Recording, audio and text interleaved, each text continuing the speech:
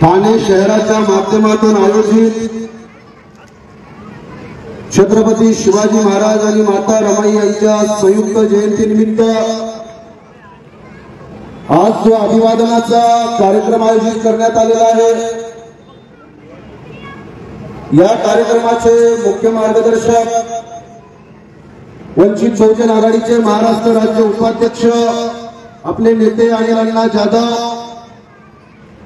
या कार्यक्रमाचे मुख्य आयोजक संतोष नामदेव खरात, योगिताताई गजभिये, राजूजी डावरे, या मंचावर उपस्थित पक्षाचे पदाधिकारी जयंत बेलेजी, रेखाताई कुरवारे, सिद्धार्थ जाधवजी, जयश्री शिंदेताई, ॲडव्होकेट रजनीताई, अनिकेतजी मोरे. मला या गोष्टीची कल्पना आहे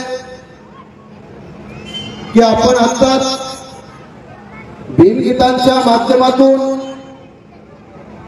माता रमाई आणि शिवाजी महाराजांच्या जयंतीच्या कार्यक्रमाचा आपण आनंद घेत असताना रात्री 10 वाजेपर्यंत काही वेळेच्या मर्यादा असतात. त्या वेळेच्या मर्यादांचं भान ठेवून ज्यांच्यापर्यंत आपला आवाज पोहोचतो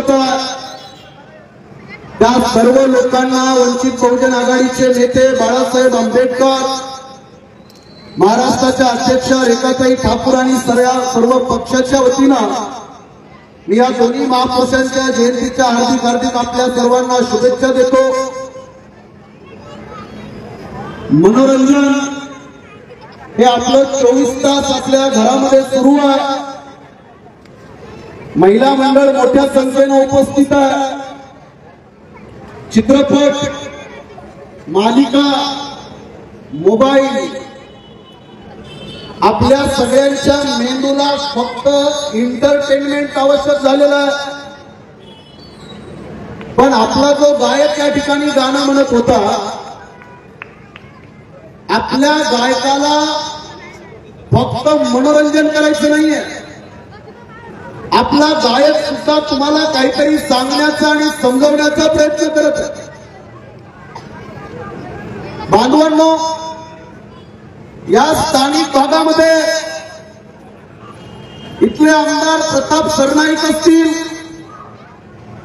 आणि ज्यांचे आता नुकतेच दाता आणि नख काढलेले सर्कस मधले वाघ एक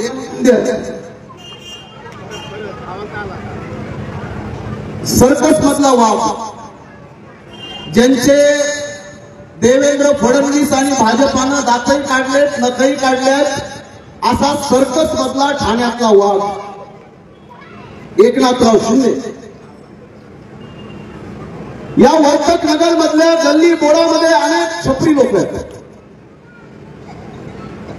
जे बाबासाहेब आंबेडकरांच्या विचाराला, चळवळीला विरोध करून स्वतःचे पोट भरणारे पोटभरे बरेच असतील, पोटभरे आडनाव नाही.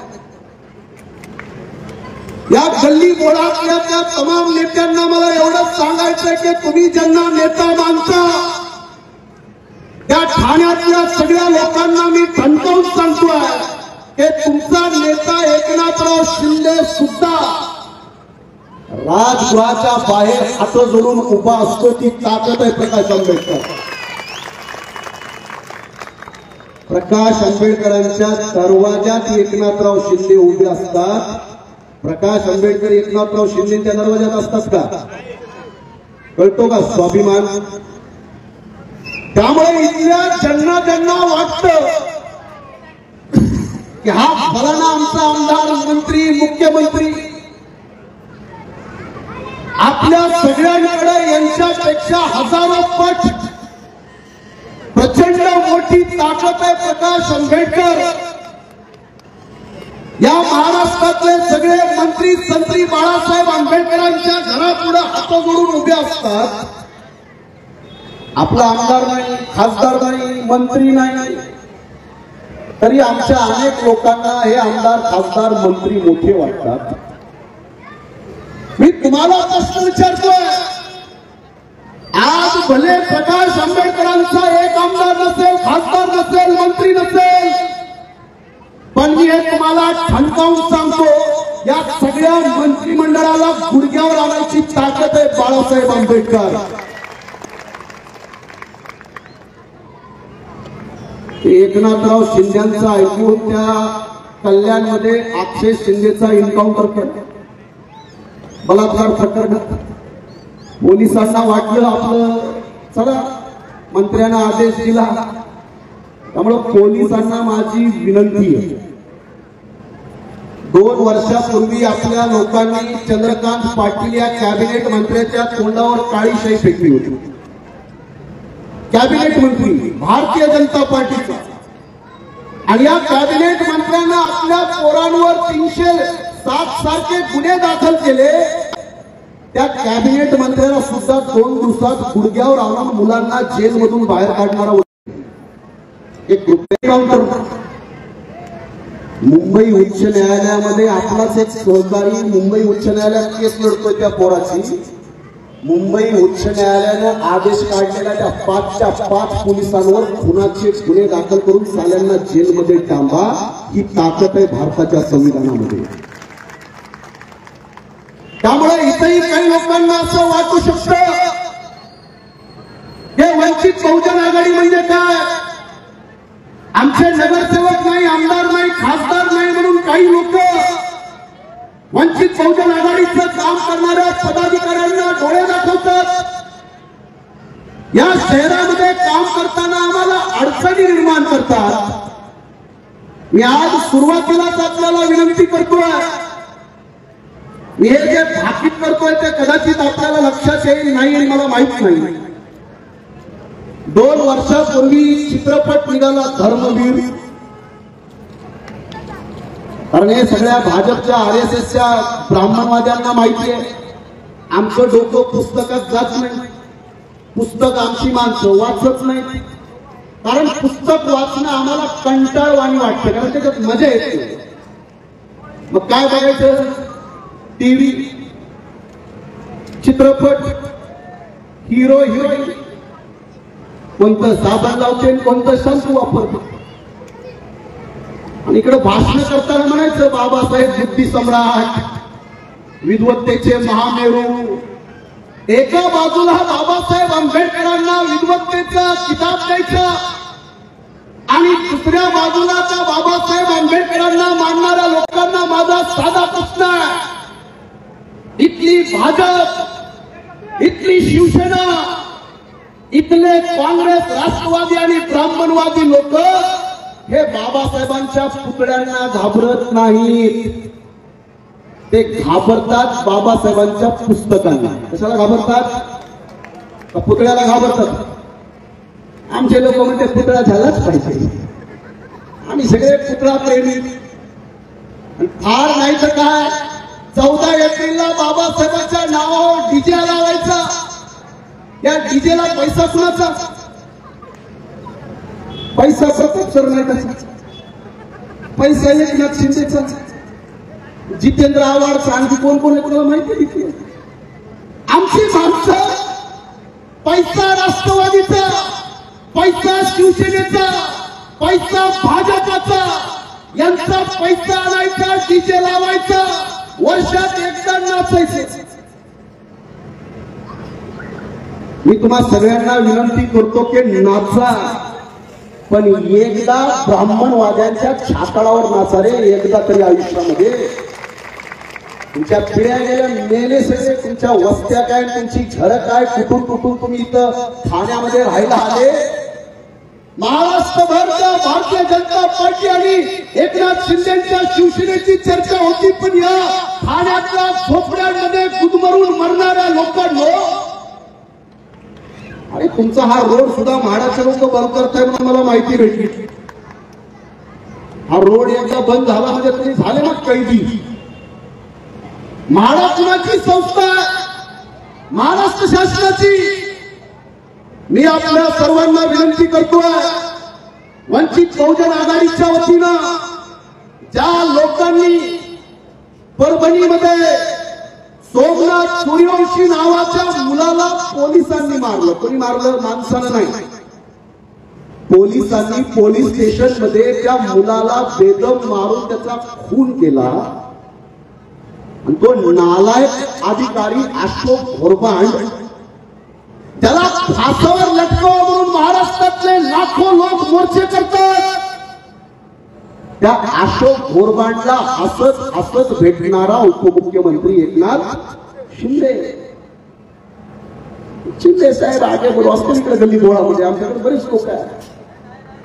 अरे जो माणूस तुमच्या मुलांना पोलीस स्टेशन मध्ये त्याचा खून करतो त्या अशोक घोरबांडच्या गांडीवर लाथ मारण्याच्या ऐवजी त्याला जेलमध्ये टाकण्याऐवजी त्या अशोक घोरबांडला फासावर लटकून त्याची वर्दी उतरवण्याची गरज असताना ठाण्यातला नेता त्याला हसत भेटतो. मला माहिती आहे इथल्या अनेक लोकांच्या मनात भीती असेल. मग तुमच्यापेक्षा एखादी मुंगी सुद्धा मरण्याच्या अगोदर आपल्या शत्रूला कडकडून चावून मरते रे. 70 किलोचे 80 किलोचे 100 किलोचे माणसंच जनावरासारखे माणसंच घाबरत जगतात.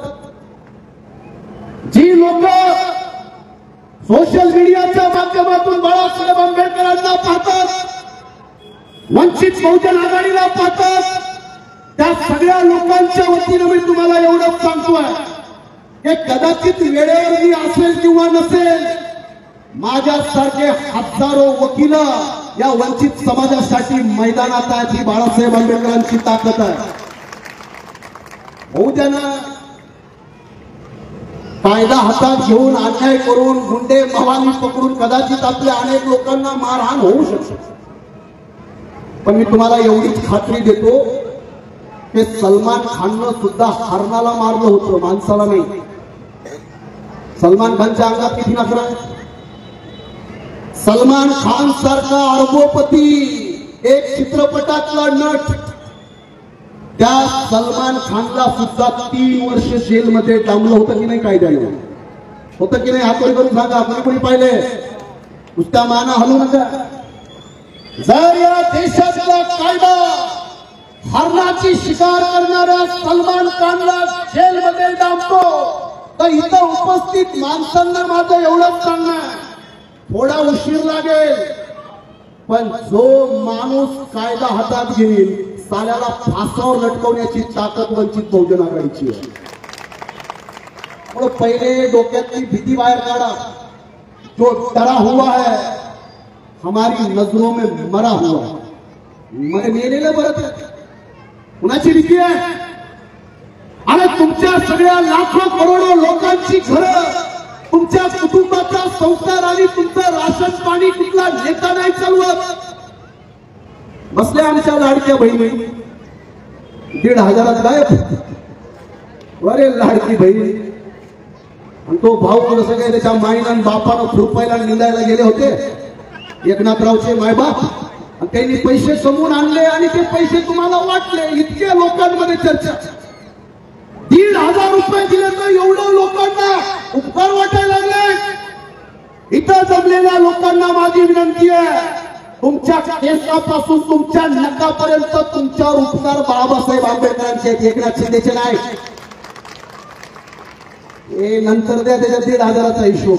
पहिले बाबासाहेब आंबेडकरांच्या उपकाराचा हिशोब द्या.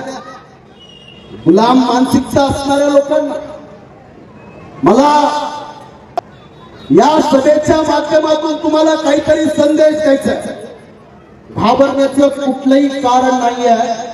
या सगळ्या राजकारणामध्ये या सगळ्या बदमाश लोकांना एवढंच सांगायचंय की तुमच्याशी खेटणारा आणि तुमची जिरवणारा तुमचा बाप प्रकाश आंबेडकर अजून जिवंत आहे. त्यामुळे वर्तक नगर आणि या परिसरातल्या सर्व जाती धर्मातल्या लोकांना माझी विनंती आहे की कुठल्याही नेत्याला, पक्षाला, गुंड्याला, मवाल्याला त्यांच्या दहशतीमध्ये जगत असाल तर तुम्ही आपल्या आईच्या गर्भात केलेले बरे. मरा. इकडे आलो की मी कधी आलो तर माझी काही पहिली सभा नाही, याच्या आधी अनेक सभा केल्या. ठाण्यात आलं की पहिलं घाबरत कुणी बघितलं का ते साहेब याच्यावर बोलू नका, त्याच्यावर आले बाबाने काय पोपट बिपट आहे, त्याच्यावर बोला, त्याच्यावर बोलू नका, याचं नाव घ्या, त्याचं घेऊ नका. जे लोक सोशल मीडियामध्ये आम्हाला बघतात, फेसबुकवर, व्हॉट्सअपवर, युट्यूबवर आम्हाला पाहतात, या महाराष्ट्राच्या कानाकोपऱ्यामध्ये जिथं जिथं ज्यांना ज्यांना जात आणि सत्ता संपत्तीचा माज चढलेला आहे, त्यांचा माज उतरवण्याचं काम आम्ही करतो, खंबीरपणे करतो, त्याला सुट्टी देत नाही बांधा. आज माझ्याकडे वेळ कमी आहे आणि कमी वेळ असल्यामुळे तुम्हाला माझी विनंती आहे कि शांति के दामन पर क्रांति का दाग लगा दो. काही झालं की आमचे लोक येतात, काय अगरबत्त्या उदबत्त्या, माणूस मेला हार घाला, काळे झेंडे घेऊन निषेध करा. अरे पूर्ण महाराष्ट्राच्या गावाखेड्यामध्ये आजही मुसलमान असेल, आदिवासी असेल, मागासवर्गीय असेल, मराठा समाजातला संतोष देशमुख असेल, ते वडार समाजाचा सोमनाथ सूर्यवंशी असेल, माणसं दिवसा ढवळे मारले जातात आणि लोक शांततेचं प्रदर्शन करतात. त्या सगळ्यांना मला एवढंच सांगायचंय की शांति के दामन पर क्रांति का दाग लगा दो. बहुत अंधेरा हो चुका है, एक चिराग लगा दो और जिसने लिखी है तुम्हारे किस्मत में गुलामी, ये भीम के बच्चों, उस व्यवस्था को आग लगा दो. अरे ज्या व्यवस्थेनं तुम्हाला मागासवर्गीय बनवलं, भटकं, आदिवासी, गुलाम, लाचार, मजबूर बनवलं, त्या ब्राह्मणवादी व्यवस्थेचे समर्थक आहेत एकनाथराव शिंदे, प्रतापराव सरनाईक. भारतीय जनता पार्टी, शिवसेना, राष्ट्रवादी काँग्रेस, त्या पक्षांचे दोन पैशासाठी मुजरेगिरी करतात. हजारो वर्ष ज्यांनी तुमचं रक्त पिलं, त्या लहान लोकांच्या समोर मोंडा घोलतात. त्यांनी तुमच्या पिढ्यान पिढ्या बर्बाद केल्या. आजही आपल्या लोकांना आश्चर्य वाटेल. काल परवा छावा चित्रपट आला, तो बरेच लोक रडताना पाहिजे. पण बाळासाहेब आंबेडकर गेले होते तेव्हा महाराष्ट्रात काय लोक बोलले, गेले होते बाळासाहेब आंबेडकर औरंगाबादला. बाळासाहेब आंबेडकर जेव्हा गेले तेव्हा महाराष्ट्रामध्ये ज्या लोकांनी नाकं मुरडली, तेव्हा बाळासाहेब आंबेडकर म्हणले होते की संभाजी राजाला मारणारा जयचंद शोषक. काय शोधा सांगितलं होतं? जयचंद. लोकांना कळलंच नाही जयचंद कोण. छावा चित्रपट आला की त्याच्यामध्ये आला बाबा गणू शिर्के, कानू शिर्के. कोण आहेत? संभाजी महाराजाच्या बायकोचे भाऊ आहेत, सख्खे भाऊ. जेव्हा गणू आणि कानू शिर्केचे फोटो आले, व्हिडिओ आले, महाराष्ट्रामध्ये आता लोकांमध्ये चर्चा चालू झाल्या. संभाजी महाराजांचे मारेकरी कोण, त्याचा आता शोध चालू झाला. मी तुम्हाला हे फार जबाबदारीनं सांगतोय. बाबासाहेब आंबेडकरांनी ज्या दिवशी मनुस्मृती जाळली, मनुस्मृती बाबासाहेबांनी महाडमध्ये जाळली, मनुस्मृती जाळली त्याच्या दुसऱ्या दिवशी बाबासाहेब रायगडवर गेले. किती लोकांना माहिती आहे? बाबासाहेब गेले रायगडवर. रायगडावर जाऊन शिवाजी बाबासाहेब मनुस्मृती जाळून रायगडावर का गेले? कारण बाबासाहेब आंबेडकरांना हे माहीत होतं, ज्या शिवाजी महाराजांची आज आपण जयंती करतोय ना, त्या शिवाजी महाराजाला झेंडूच्या फुलामध्ये विष टाकून, झेंडूच्या फुलामध्ये विष टाकून शिवाजी महाराजांचा खून करणारा. तुम्ही छावा चित्रपट पाहिला का? कुणी पाहिला? आता हळूहळू लाजत त्या चित्रपटामध्ये हत्तीच्या पायाखाली काही लोकांना संभाजी राजांना दिलं की नाही दिलं? कोण आहेत ते? संभाजी महाराजांनी त्यांना हत्तीच्या पायाखाली दिलं. हे संभाजी महाराजांना माहित होतं की शिवाजी महाराजांना विष देऊन मारणारा दुसरा तिसरा कोणी नव्हता, अण्णाजी दत्तो होता.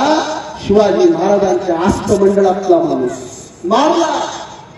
त्या अण्णाजी दत्तो सोबत 8 लोकांना हत्तीच्या पायाखाली देऊन शिवाजी महाराजांचा खुनाचा बदला संभाजी महाराजांनी घेतला. आता संभाजी महाराजांना कुणी मारलं? 2-3 वर्षापूर्वी एक चित्रपट आला होता बाहुबली. कटप्पाने बाहुबली हो बाबा अख्ख्या भारताचा म्हणजे एमपीएससी येऊन यूपीसीचा प्रश्न झाला होता तो. क्यों मारा रे भाई? लोक विचारे क्यों मारा एवढा. बरं ते चित्रपट काल्पनिक आहे, त्याचं तर वास्तवाशी काही घेणं देणं नाही. मी हे अत्यंत जबाबदारीनं आपल्या सगळ्यांना सांगतोय, संभाजी महाराजांना मारणाऱ्या ज्या 3 प्रकारच्या वेगवेगळ्या थेओरी आपल्या भारतामध्ये प्रसिद्ध झाल्या, अनेक लोकांना पटणार नाही. त्या गणू शिर्के कानू शिर्केवर मी आरोप लावत नाही, आरोप लावतो इतिहास. इतिहासातल्या चिटणीस बखरनं त्याच्यावर आरोप लावला. इतिहासामध्ये जे शकवली नावाचा एक ऐतिहासिक पुरावा, ज्या पुराव्यामध्ये त्यांच्यावर आरोप लावला. आम्ही आरोप नाही लावत. खरं खोटं आता लोक तपासत बसले आहेत. दुसरा माणूस सापडला. तुम्ही थ्रिलर पिक्चर बघता, थ्रिलर शेवटपर्यंत कळतच नाही खून कुणी केला. हे एकदम शेवटच्या 2 मिनिटात अरे बापरे, आपल्याला विश्वासच नाही बघ करायची खोट आहे. एक फ्रेंच लोकांचा अधिकारी आहे, त्याचं नाव आहे मार्टिन. तो मार्टिन फ्रान्सिस मार्टिन, त्याने एक डायरी लिहिली आणि त्या डायरीमध्ये त्यानं लिहिलं की संभाजी महाराजाला मारणारी माणसं ही ब्राह्मण समाजातले त्यांच्या दरबारातले सरकारकून आहे. कुणी लिहिलं? एका अधिकाऱ्यानं डायरी लिहिली आणि त्याच काळात लिहिली. मी आपल्या सगळ्यांना एवढी विनंती करतोय, हे सांगण्याचं कारण एकच आहे की आपल्या अनेक लोकांना इतिहासासोबत, या इतिहासाच्या माध्यमातून आपल्या लोकांना जे खोटं पेरलं जातं आणि लोकांच्या ते डोक्यामध्ये जातं, आज प्रत्येक माणसामध्ये या चित्रपटांच्या माध्यमातून विष पेरलं जात असताना मी हे फार जबाबदारीनं सांगतो. त्या औरंगजेबाच्या दरबारात औरंगजेबाचा एक इतिहासकार आहे. त्या इतिहासकाराचं नाव आहे भीमसेन सक्सेना. औरंगजेबाच्या दरबारामध्ये दुसरा एक इतिहासकार आहे, त्याचं नाव आहे खुफी खान. जे औरंगजेबाचे माणसं आहेत. अरे जेव्हा संभाजी राजाला पकडून आणण्यात आलं ज्या दरबारामध्ये, त्या दरबारात हे दोघं उपस्थित होते. त्यांनी आपल्या डोळ्यानं संभाजी महाराजांचा 40 दिवसाचा छळ बघितला. त्यांनी आपल्या डोळ्यानं पाहिलं, हातानं लिहिलं. त्या दोघांनी जो इतिहास लिहिला, त्या दोघांचं काय म्हणणं आहे माहितीये? ते दोघं म्हणतात ते संभाजी महाराजांचा जो फितूर झालेला, गद्दार झालेला माणूस आहे, हा दुसरा त्या कलशनं मारलं. त्या दरबारातला इतिहासकार सांगतोय, लोकांना पटणार. आपल्याला तेव्हा विनंती करतोय की आज संभाजी महाराजांच्या हत्येनंतर सगळ्याकडे चर्चा चालू झाल्या, बैमान कोण, बैमान कोण, बैमान कोण. काही लोक म्हणतात मराठा बैमान आहे, काही लोक म्हणतात कवी कलश बैमान आहे, काही लोक म्हणतात त्यांचा जो अमात्य आहे रामचंद्र पंडित अमात्य, तो बैमान आहे. अरे बैमानांच्या चर्चा झाल्या, पण इमानदार माणसांच्या कोणी चर्चा केल्या नाही. इमानदार माणूस हा रायप्पा महार आहे, तो संभाजी महाराजांचा अंगरक्षक आहे. रायप्पा, त्या रायप्पाचं एक शब्द नाही, फक्त एकदा दाखवलं चित्रपटात संभाजी महाराज रायप्पाचा खून होताना, ठार मारला जाताना एकदा संभाजी महाराज ओरडलेले राया म्हणून, बघितलं ना? संभाजी महाराजाचा बॉडीगार्ड महार रायप्पा, त्या रायप्पावर एक शब्द बोलायला तयार नाही. त्या संभाजी महाराजांना मारल्यानंतर इथं मुघलशाही यायला पाहिजे होती ना, शिवशाही संपली, मुघलशाही यायला पाहिजे होती, पण आली काय? पेशवाई. मी आपल्या सगळ्यांना विनंती करतो की कृपया सगळ्यांनी जरा सजगपणे आपले मेंदू ठिकाणावर ठेवा. भगवान ने धरती पे भेजा मगर भेजे में भेजा ही नहीं भेजा. उसने जन्मले ताड़ीच्या झाडासारखे, कुठं चित्रपट आला, कुठं मालिका आली, त्याच्यावर ठरवता का रे? आणि हे एवढे झकमाराला इतिहासाचे संशोधन करून पुस्तकं लिहिली आहेत, कशासाठी लिहिली आहेत? ज्यांनी इतिहासाचं 40 वर्ष संशोधन केलं, त्या बाबासाहेब आंबेडकरांनी हजारो वर्षाच्या ब्राह्मणवादी व्यवस्थेला एक संविधान देऊन बाबासाहेब आंबेडकरांनी त्यांचं अस्तित्व नाकारलं. आपल्या लोकांना माझी विनंती असणार की कृपया थोडं जरा विचारी बना, लोकांमध्ये विचार पेरा. तुम्हाला वाटत असेल की सगळी ताकद पैशामध्ये आहे, जर सगळी ताकद पैशामध्ये असती तर भाजपाच्या लोकांनी देवाचा आणि धर्माचा बाजार मांडला नसता. एवढा बाजार मांडलेला आहे की इथल्या प्रत्येक माणसाच्या धर्माचा, मान्यतेचा या लोकांनी खेळ लावलेला आहे. माझी जात मोठी, याची जात लहान, याचा धर्म खरा, त्याचा धर्म खोटा. जात आणि धर्माच्या नावाखाली अरे जशा गाजर आणि ककड्या कापतात ना, तशी माणसं कापायला चालू आहे महाराष्ट्रामध्ये, पूर्ण देशामध्ये. आणि हे थांबवायचं असेल, कारण हे आज माझ्यावर आहे, उद्या तुमच्यावर येणार आहे. प्रत्येक माणसाला हा जातीचा आणि धर्माचा राक्षस शांत बसणार नाही. तुम्हाला वाटत असेल की आमचे मागचे दिवस काही परत येणार नाही, तर तुम्ही चूक करत आहात. इथं बसलेल्या तुमच्यापैकी अनेक मुलं, अनेक मुली ग्रॅज्युएट, पोस्ट ग्रॅज्युएट असतील किंवा मास्टर डिग्री कोर्सेस केलेले असतील. आपली अनेक मुलं बीबीए, एमबीए, बीसीए पासून एएनएम, जीएनएम पासून पीएचडी, नेट पर्यंत डिग्र्या घेतात. पण त्याला नोकरी द्यायला एकनाथ शिंदे तयार होते का? एकनाथ शिंदे म्हणत होते मी नोकरी देणार, गोविंदाला देणार. गोविंदा तोंडरावाला नाही, ते दहीहंडी फोडते त्याला गोविंदा म्हणतात. मुख्यमंत्री कुणाला नोकऱ्या देतो म्हणला? अरे ज्या एमपीएससी, यूपीएससीचा 12 महिने अभ्यास करतात त्या मुलांना नोकऱ्या नाही. मी आज ठाण्यातल्या एकनाथ शिंदेच्या चेल्यांना विचारतो, त्यांनी मागच्या सरकारमध्ये एक योजना बनवली. 75 वर्ष पूर्ण असणाऱ्या सगळ्या म्हाताऱ्यांना बस सेवा मोफत, आणि 95 वर्ष पूर्ण झालेल्या सगळ्या म्हाताऱ्यांना विमान प्रवास करायची. खोटे तो एकनाथराव शिंदे कुणाला विमान मोफत? 95 आहे का कोणी 95 वर्षाचं? मराठी टेकलं का कोणी? ते शिंदे साहेबांनी योजना आणली, त्याला उचला. कुणाला? त्या 95 वर्षाच्या म्हाताऱ्याला. त्याला म्हण तुला फुकट आहे विमान, चल ते फिरणार आहे का विमान? काय तुमच्या योजना? ज्या शिकणाऱ्या मुलांना, कॉलेजच्या तरुणांना, अभ्यास करणाऱ्या तरुणांना, अरे त्यांना एसटी आणि विमान मोफत द्यायचा. 95 वर्षाच्या म्हाताऱ्याला लोक टाळ्या वाजवतात. बाबा अनाथांना अरे ते योजना काय बनवते ते बघा ना बाबा. ते देवेंद्र फडणवीस त्याला डोळे वाटत ते सांगल तेवढं वाच, ते असं इकडे तिकडे बघत राहतं. आपल्या बऱ्याच लोकांना हे कळणार नाही. शेवटचा मुद्दा सांगतो आणि थांबतो. एकनाथराव शिंदे आणि त्यांचं पोरग श्रीकांत शिंदे दोघांना तुम्हाला माहित नसेल तर माझ्या वतीनं सांगा, नसेल सांगायचं तर माझं फेसबुक लाईव्ह चालू आहे. ज्यांना वाटतं की मी या लोकांवर काहीतरी बोललो, त्या सगळ्या लोकांना मला सांगायचंय की अरुणाचल प्रदेशमध्ये असाच एक मुख्यमंत्री काँग्रेस पक्ष सोडून बीजेपीत गेला, बीजेपीने त्याला केलं मुख्यमंत्री. त्याचं नाव आहे कालिको पूल. नाव लक्षात ठेवा.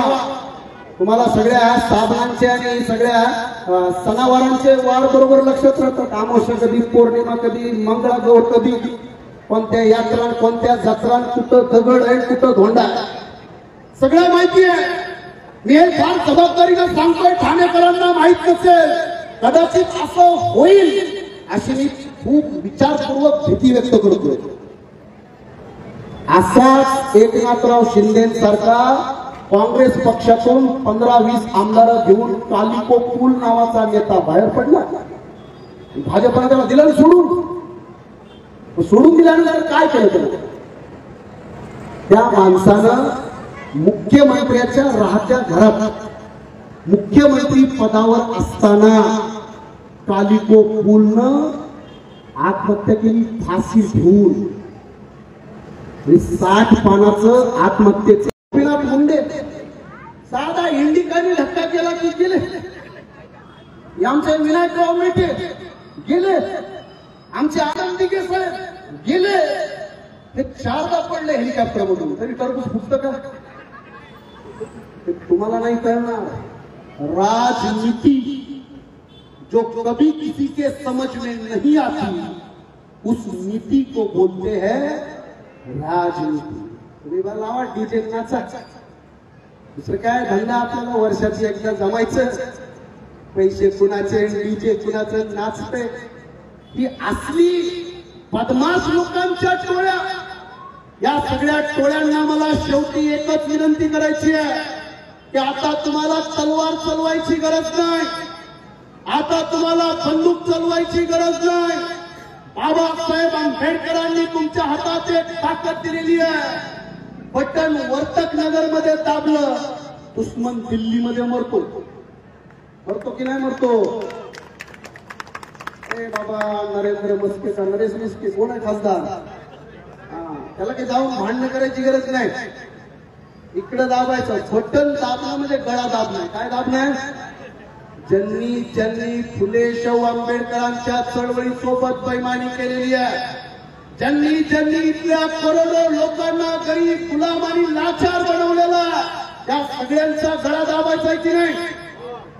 अरे बोला ना, दोन्ही हात वर करायचं, घेरे बाबाला आयुष्य, हे सगळं बाळासाहेबांपर्यंत पक्षात दोन्ही हात, रामदेव बाबाला बोलवायचं, करा महिला दोन्ही, 6 सांदर लो बहू को बाहेर छोडो, या 2 हात वर करा।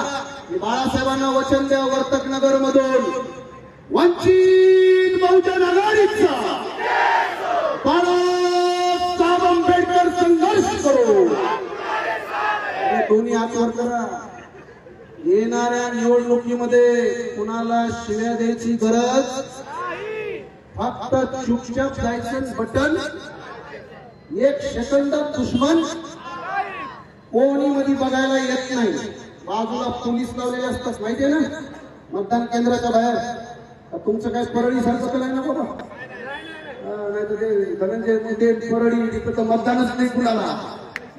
त्यामुळे आपण सगळेजण डोक्यातली भीती काढा, वंचित बहुजन आघाडीच्या पाठीमागं भक्कमपणे उभं राहा। मी महाराष्ट्राचा उपाध्यक्ष नातीनं जबाबदारीनं सांगतोय ते वर्तक नगर आणि ठाण्यातल्या वंचित बहुजन आघाडीच्या पदाधिकारी आणि कार्यकर्त्याकडे त्यांच्या केसाला जरी धक्का लावण्याचा प्रयत्न केला तर त्याला कशाला तसं उत्तर वंचित बहुजन आघाडी देईल। त्यामुळे कुठल्याही भामट्याला घाबरायची गरज नाही। मी आदरणीय बाळासाहेब आंबेडकरांच्या वतीनं सांगतोय, त्यांच्या आदेशानं आम्ही काम करणारी माणसं, कुठल्याही भुरट्याला घाबरण्याची गरज नाही, पण तुम्ही इमानदारीनं पक्षाचं काम करा। मी एवढंच आपल्या सगळ्यांना विनंती करेल आणि जाता जाता सगळ्यांना एवढंच सांगतोय की लगाम लगाम जुल्मों के सिलसिलों पर भी लगेगा और जय भीम का नारा संसद के ऊपर भी लगेगा, घर के ऊपर तो तेरे लगा है नीला झंडा, तो कोशिश तो कर यार, एक दिन वो लाल किले पर भी लगेगा। या ठाण्याच्या महानगरपालिकेमध्ये वंचित बहुजन आघाडीची एवढी ताकद वाढवा की बाळासाहेब आंबेडकरांचा आशीर्वाद घेतल्याशिवाय, बाळासाहेब आंबेडकरांच्या दरवाजात भिकाऱ्यासारखं उभं राहिल्याशिवाय या ठाण्याचा महापौर आम्ही बनवू देणार नाही। एवढ्या ताकदीनं तुम्ही काम करा। जेव्हा महापालिकेत युद्ध असेल तेव्हा मी, माझ्यावर बरेच गुन्हे दाखल असतात, मला काय त्याची काळजी, त्यामुळे तुम्ही काळजी करू नका आणि सर्वजण बाळासाहेब आंबेडकर वंचित बहुजन आघाडीला सहभागी व्हा। ते इकडे तिकडे आजूबाजूला माणसं असतात उभे, बाबा ते सोडून द्या, सगळेजण सामील व्हा। तुमच्यासाठी प्रकाश आंबेडकर खंबीर आहेत एवढीच तुम्हाला विनंती करतो आणि थांबतो। जय भीम, जय शिवराय, खुदा